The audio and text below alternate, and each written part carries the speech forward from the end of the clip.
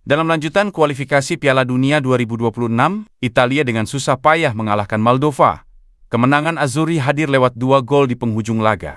Langkah mereka ini akan menentukan nasibnya di Piala Dunia 2026 melalui babak play-off, karena tidak mungkin bisa merebut posisi pertama yang diduduki oleh Norwegia dengan selisih gol sangat signifikan. Selengkapnya, simak ulasan berikut ini.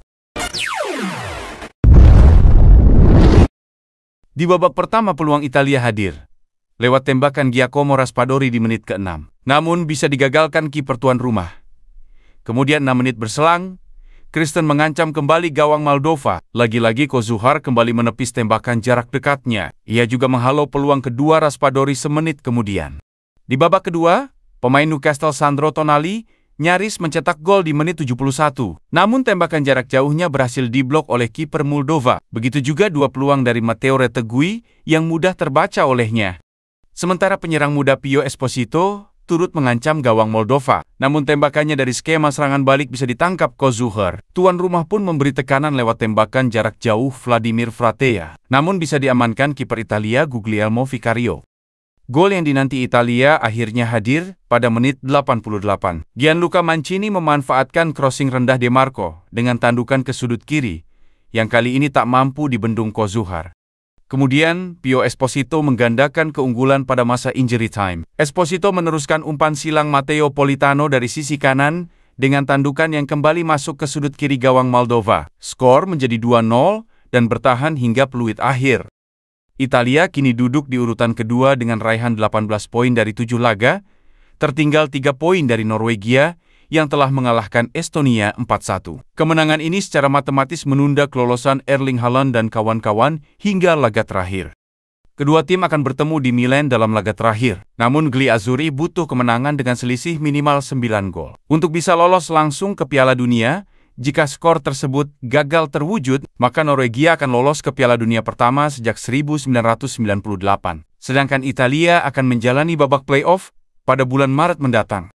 Anak asuhan Gennaro Gattuso hampir dipastikan mengandalkan jalur babak play-off untuk lolos ke Piala Dunia 2026. Pelatih kepala timnas Italia itu telah memberi isyarat pada laga sebelumnya kontra Israel.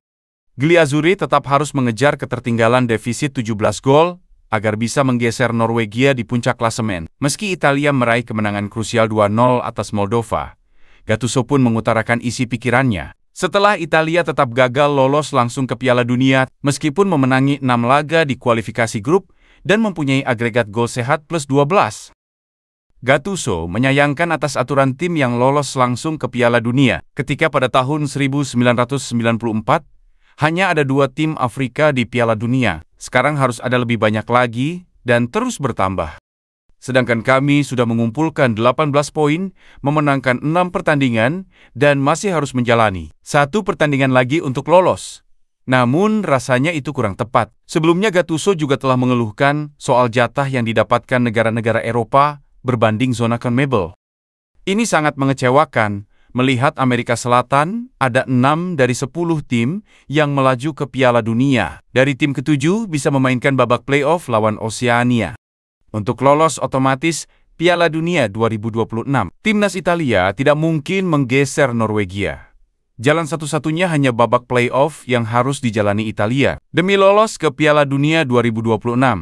Sebagaimana kita ketahui, Italia telah lama absen di perhelatan terakbar ini pada edisi 2018 dan 2022. Gimana tanggapannya? Tulis opininya di kolom komentar.